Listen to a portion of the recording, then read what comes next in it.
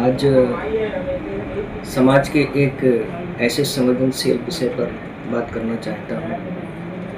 होता यह है कि कभी-कभी किशोरावस्था में या उम्र की किसी भी अवस्था में कुछ लोग ऐसे अनचाहे रिश्तों में चले जाते हैं, जिस रिश्ते में जाने के बाद इंसान का जो सामाजिक बंधन होता है, संस्कार होता है, संस्कृति होती है, सब भूल जाते हैं।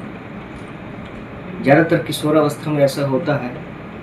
ऐसी अवस्था में जाने के बाद लोग पता नहीं क्यों माँ का प्यार, पिता का संघर्ष और त्याग, भाई का प्रेम सब कुछ भूल जाते हैं। ऐसा होता क्यों?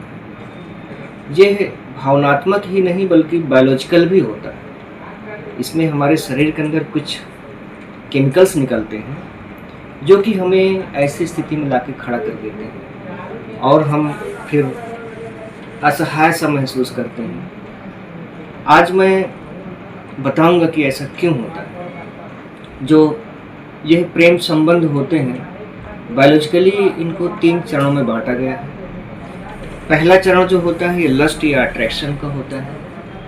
इस स्थिति में व्यक्ति के शरीर से टेस्टोस्टेरोन और एस्ट्रोजन नामक न्यूरोकेमिकल्स या हार्मोन्स निकलते हैं, जो कि व्यक्ति को एक दूसरे के प्रति, अपोजिट लिंग के प्रति आकर्षण महसूस होता है। किसी को देख करके उसकी तरफ आकर्षित होते हैं। इसके बाद स्टेज 2 होता है, जिसमें हमारे शरीर से डोपामिन, सीरोटोनिन और नॉरएड्रेनालिन ये 3 केमिकल रिस्पॉन्सिबल होते हैं।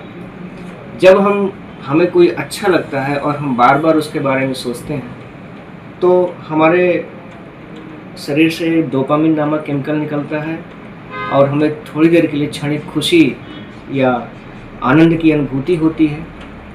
ऐसा होने पर हम बार बार फिर उसी के बारे में सोचते हैं। जब बार बार उसी के बारे में सोचते हैं, उसके साथ समय बिताने का मन करता है, तो हमारे शरीर में एक सीरोटोनिन नामक केमिकल होता है जिसका लेवल कम हो जाता है और डोपामिन नामक केमिकल होता है जिसका लेवल बढ़ जाता है। तो सीरोटोनिन का लेवल कम होने से हमें भूख कम लगती है, हमें नींद नहीं आती है। अगर हम विद्यार्थी हैं तो पढ़ाई में मन भी नहीं लगता है। हमेशा सिर्फ और सिर्फ उसी के बारे में हम सोचते हैं। और नॉरएड्रेनालिन जो निकलता है ये दिल की धड़कन को हमारे बढ़ा देता है, शरीर हमारा ठंडा महसूस होता है। इसके बाद स्टेज 3 आती है। इन्फैचुएशन इस स्टेज में बहुत ज़्यादा होता है।